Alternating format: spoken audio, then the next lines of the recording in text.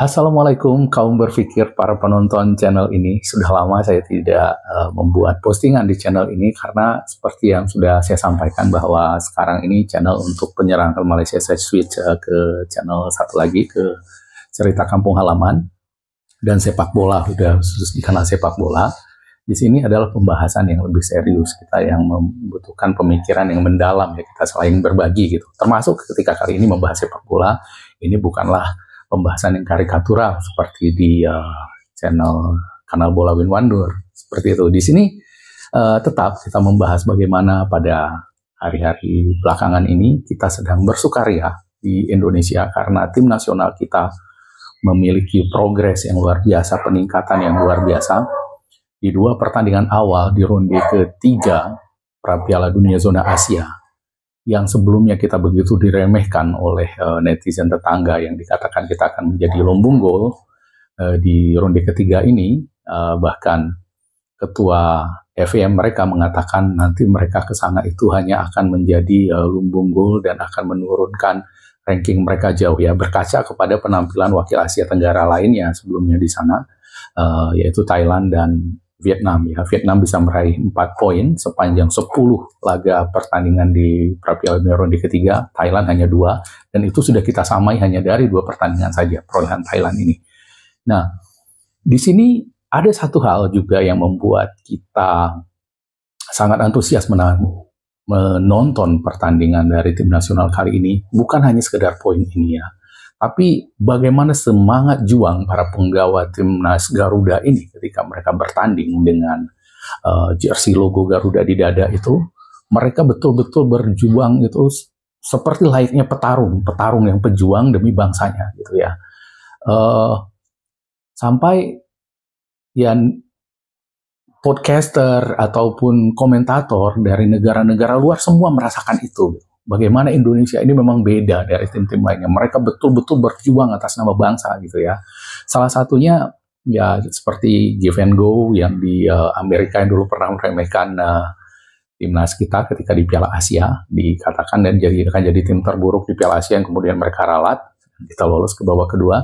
Dan juga yang dari Malaysia, ya, Bola Itu Live, itu yang selalu memang fair dan selalu menilai perkembangan sepak bola Indonesia ini ya secara orang-orang pintar di sana, ya, orang pintar di sana yang ber-IQ tinggi, bukan model-modelan yang seperti Malaysia Hub atau yang komentator-komentator di video saya atau video dari orang Indonesia favorit mereka, Borunaga, Sari Ting-Ting, Jantung Pisang, Ikiweo, dan kawan-kawan seperti itu yang bisa ketakar gimana kemampuan intelektual dan juga IQ-nya, ya, orang-orang di sana. Nah, seperti dia katakan, yang kita lihat dari Indonesia ini untuk mengamankan 20 poin itu, energi yang ditampilkan oleh timnas adalah sesuatu yang memang sangat luar biasa. Cara mereka bermain, cara mereka mendatangkan masalah, tidak ada rasa takut langsung. Kita kan pernah menyentuh bagaimana antara benda paling sukar untuk mana-mana negara Asia Tenggara dalam konteks bola sepak adalah untuk overcome inferiority complex. Kita pernah sentuh benda ni lah episod-episod lepas kan. Selepas seri 1-1 di Arab Saudi, pulang ke Jakarta, bertemu dengan skuad Australia yang juga sedang sejujurnya berada dalam keadaan yang sedikit sukar. Dan ini adalah perlawanan di mana di mana Indonesia sekali lagi menunjukkan warrior-like performance. Mereka katanya di fight like warrior-like, jadi seperti petarung. Itulah yang kita rasakan juga sebagai penonton, ya. Apalagi kemudian beredar video Bang J, kapten tim nasional kita saat ini, menyemangati rekan-rekannya. We've worked so hard to be here. Now we are in this round and we have a beautiful opportunity to put our nation on the map. Don't forget who you're playing for. Think about who you play for your family, for your country, for your honor. Then we go out and we kill them today, okay? Okay. Katanya orang nggak percaya sama kita. Ini untuk keluarga, ini untuk bangsa kita, katanya, ini untuk meletakkan bangsa kita di peta sepak bola dunia. Ayo kita habisin mereka, katanya, waktu lawan Arab Saudi. Itu yang kita rasakan, gitu, ya. Nah, dan ini seperti ditulis oleh teman saya, Bung Alkaf, ya, seorang pengamat sepak bola dan juga tinju yang cosplay menjadi dosen di universitas atau di IAIN Negeri Langsa. Dia katakan bahwa inilah kenapa di Indonesia fenomena yang dia lihat ya. Kenapa orang-orang di Indonesia tidak merasa marah atau tidak merasa terhina ketika tim nasional kita diperkuat oleh anak-anak Indonesia yang lahir dan besar di luar negeri ini gitu. Kenapa gitu?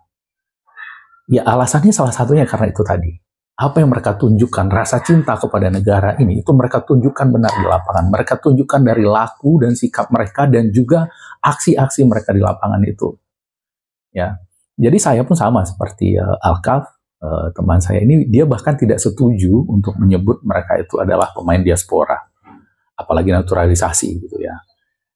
Karena menurutnya kata yang tepat untuk mereka adalah anak-anak Indonesia yang kembali pulang membela tanah leluhurnya. Anak-anak Indonesia yang kembali, itulah mereka, para pemain tim nasional kita ini. Ya, dan itu kita saksikan bagaimana Martin Paes itu berkaca-kaca ketika mendengarkan lagu Tanah Airku dikumandangkan di akhir laga. Bagaimana mereka dengan penuh semangat, Sandi lagi kita lihat tuh, Sandi Walsh ketika menyanyikan lagu Indonesia Raya begitu meresapi dia ketika di lapangan. Itu muncul di layar televisi. Ya, bagaimana bisa orang Indonesia merasa malu ataupun kecewa karena mereka memperkuat tim nasional Indonesia gitu ya. Jadi kekhawatiran dari orang-orang bahwa seperti Raja Nainggolan mengatakan, tapi naturalisasi tidak baik juga katanya ya kalau terlalu banyak, karena itu nanti membuat pemain itu berjarak dengan penonton, merasa itu bukan orangnya. Itu yang tidak terjadi di Indonesia gitu ya. Raja Nainggolan mungkin karena dia bukan di Indonesia dan dia tidak memilih menjadi warga negara Indonesia ketika di masa prime yang bermain sepak bola, dia tidak tahu bagaimana bangsanya ini, bagaimana karakter dari bangsanya ini gitu. Kita bukanlah bangsa yang didirikan atas dasar-dasar rasisme, itu berulang kali saya sampaikan di berbagai video saya. Kita adalah bangsa modern yang didirikan dari ide kebersamaan, kesamaan ide, kesamaan cita-cita. Ya, kita ingin menjadi bangsa yang mendudukkan semua manusia itu setara, tidak peduli ras, warna kulit dan agama. Ya, kita tidak peduli itu semua. Ya, karena itulah cara pandang kita terhadap pemain-pemain yang disebut naturalisasi, anak-anak Indonesia yang kembali membela tanah leluhurnya ini sangat berbeda gitu. Itu yang banyak dikecam oleh Malaysia, orang-orang Malaysia. Kita lihat di beberapa komentar saya gitu ya. Mereka bilang, apa untungnya kita dijajah kembali gitu. Dulu kita mesti dijajah, sekarang mereka datang kembali. Karena apa? Karena mereka itu memang negara yang didirikan atas dasar ras. Ya, saat ini mungkin hanya mereka dengan Israel, tinggal dua negara di dunia ini yang memperlakukan warga negara itu berdasarkan rasnya. Ya, berdasarkan etnisitasnya, itu hanya Malaysia. Dan tidak heran ketika pola pikir mereka juga melihat orang-orang satu negaranya, saya tidak menyebut sebangsa seperti kita, karena kita memang satu bangsa, mereka hanya satu negara, berbeda bangsa.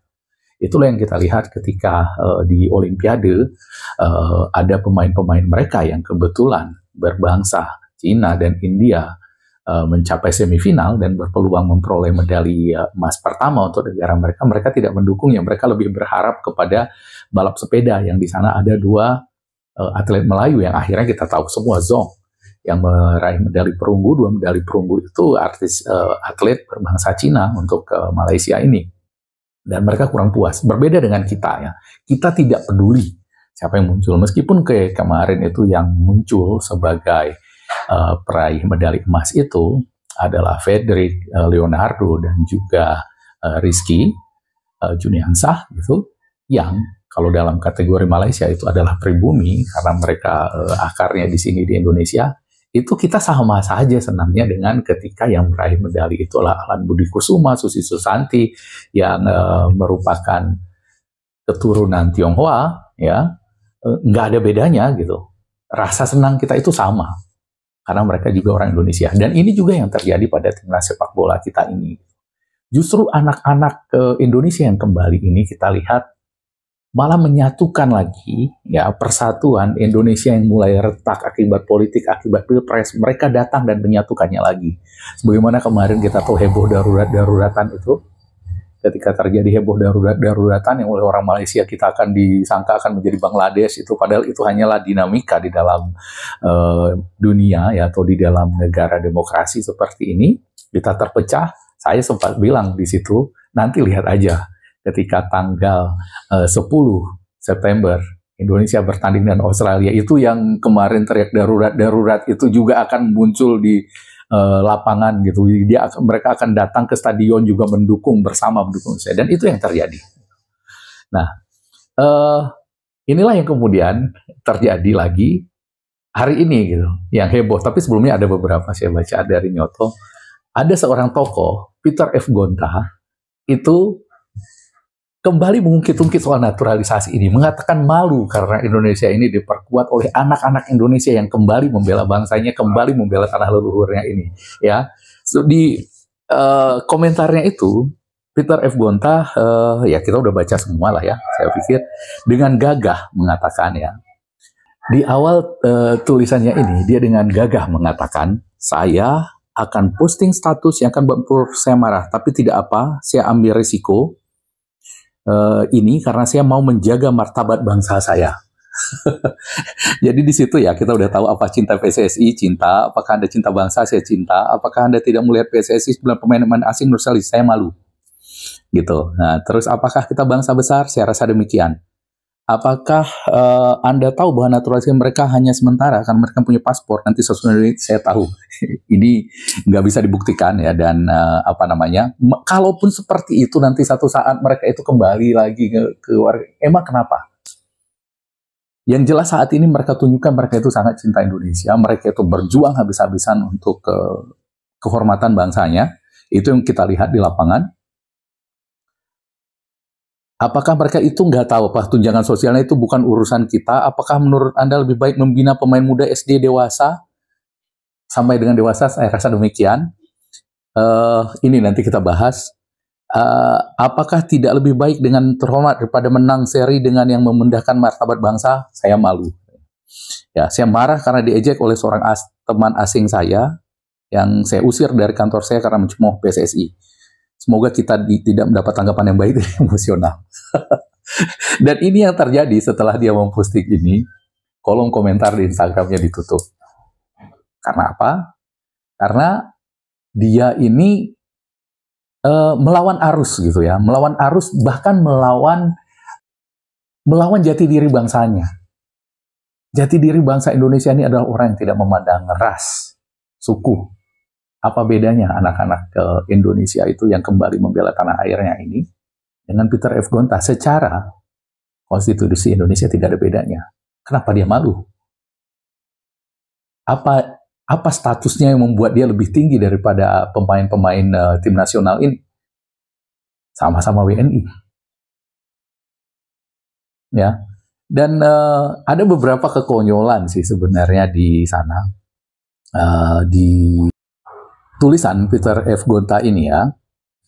Ya, jadi kita ya yang sudah tahu bola, yang dari awal dulu mengikuti, dan bagaimana naiknya prestasi tim nasional kita ini membuat tetangga kita itu uring-uringan gitu. Tahu bagaimana malunya kita dulu. Dihajar oleh Malaysia, dihantam oleh Bahrain 10-0, itu yang malu. Ini kok aneh ini Bapak malunya ketika kita itu menahan seri Australia, ketika kita menahan seri Arab Saudi di kandangnya. Ini ajaib sekali bagi orang yang katanya tahu sepak bola gitu. Dan kejanggalan lagi kawannya katanya yang menghina PSSI karena bilang itu mungkin kawannya itu orang Malaysia. Ya karena orang Malaysia juga ngomong begitu karena mereka nggak ngaca. Lihatlah wajah-wajah pemain tim nasional mereka gitu. Kalau orang dari luar itu nggak mungkin mereka mengatakan seperti itu, malu timnya diperkuat oleh tim-tim yang anak-anak bangsa yang kembali ke negerinya. Maroko kemarin itu mendapat pujian dunia, meraih peringkat 4 FIFA. 14 pemainnya itu anak Maroko yang lahir di luar, sama dengan pemain-pemain kita ini. Ya, 14, bukan 9. 14 Maroko itu. Argentina, Italia mengambil striker Argentina karena mereka tidak punya striker. Polandia yang sistem pembinaannya sudah bagus di tempat Pak Peter F. Gonta pernah menjadi duta besar, itu juga mengambil pemain dari Afrika yang bukan didikan mereka, dan pemain dari Brazil kalau tidak salah, tim nasional mereka. Spanyol yang juara dunia itu mengambil Marcos, itu pemain dari Brazil. Italia ketika juara Eropa juga mengambil pemain Brazil yang bukan binaan mereka. Pemain Argentina di sana. Kalau Prancis kita nggak usah cerita. Nah, jadi orang bule mana gitu yang menghina PSSI? Kok sampai main diusir begitu gitu? Dan itu kan sesuatu yang tidak bisa kita buktikan. Bisa aja Pak Peter F. Gonta apa gitu. Karena fakta itu fakta yang tidak kita lihat gitu ya. Itu bisa namanya klaim. Kalau yang seperti itu. Nah, kalau kita perhatikan untuk saat ini ketika Indonesia sedang naik performanya di sepak bola ini, di Indonesia ini hanya 2 golongan yang mempermasalahkan anak-anak Indonesia yang kembali membela bangsanya ini. Nah, yang pertama itu mafia bola, ya orang-orang yang disingkirkan oleh Erick Thohir dari PSSI yang selama ini menghambat perkembangan sepak bola Indonesia ya, dengan lokal pride apa segala macamnya isu-isu itu, dan itu pun mereka tidak berani lagi tampil dengan akun yang asli.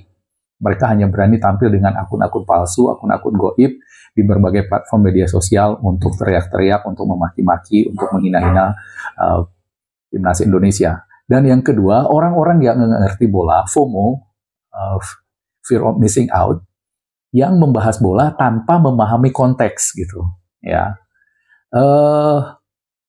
Kalau Pak Peter F. Gonta ini saya pikir dia tidak masuk ke kelompok pertama. Saya tidak yakin dia itu mafia bola buat apa, dia juga udah kaya. Dan yang kemungkinan dia masuk ke kelompok kedua gitu. Orang yang nasionalis nggak pada tempatnya gitu. Nggak mengerti sepak bola. Itu yang terjadi kepada mereka. Dan orang-orang ini ngomong soal pembinaan dari SD itu mau berapa tahun dibuat. Seolah-olah juga PSSI ini tidak sedang membuat itu. Sementara kita yang mengikuti bola tahu apa yang dilakukan Erick Thohir, prioritasnya apa. Ya, tim nasional dulu di tahun pertama, tahun kedua dia memperbaiki liga, sudah dilakukan sekarang. Dan kemudian melakukan pembinaan-pembinaan juga gitu. Kalau dia hanya mengambil dari luar tanpa melakukan perbaikan bolehlah kita protes itu. Tapi ini kan dia juga melakukan perbaikan di dalam, termasuk pembinaan itu. Mulai melakukan pendekatan ke Departemen Pendidikan gitu untuk membuat kompetisi sepak bola yang seperti di Jepang itu dilakukan gitu, bukan nggak dilakukan. Nah, orang-orang seperti Pak Peter F. Gonta ini nggak tahu itu, ya. Jadi karena itulah ketika dia mempermasalahkan ini, sementara dia bukan orang di bola, ngerti bola, dan nggak ada dalam sejarahnya juga dia kita lihat berkomentar bola sebelum ini gitu. Dia lebih banyak seperti anak-anak kelas menengah lainnya lebih dekat dengan basket kalau dulu, karena basket itu sangat mengamerika ya, waktu itu sangat Amerika sentris lah dalam budaya pop di tahun sampai awal 2000-an ya, 90-an, 80-an ke bawah itu sangat Amerika sentris. Nah, jadi ketika dia tiba-tiba ngomong bola saat prestasi tim nasional Indonesia seperti ini, ya dirujak, itu resikonya. Pertama dirujaknya karena itu tadi, dia itu nggak paham konteks sepak bola. Bagaimana kita itu, apa yang namanya terhina di dalam sepak bola itu dia nggak betul-betul paham. Siapa dia yang malu dengan Indonesia yang berprestasi sekarang ini? Kemana aja dia ketika Indonesia dibantai oleh Bahrain 10-0, ya diinjak-injak oleh Malaysia. Kemana dia? Kenapa saat itu dia tidak mengatakan merasa malu? Kita malu pada saat itu. Kita sangat malu. Kita malu ketika tim nasional kita itu dihajar oleh tim sekelas Bahrain dengan 10-0 gitu ya. Tiap ketemu dengan Australia kita tuh berpikir jangan sampai kalah lebih dari 3-0. Kita malu saat tim nasional kita itu bertemu dengan Arab Saudi, sudah berharap jangan sampai kalah banyak gitu.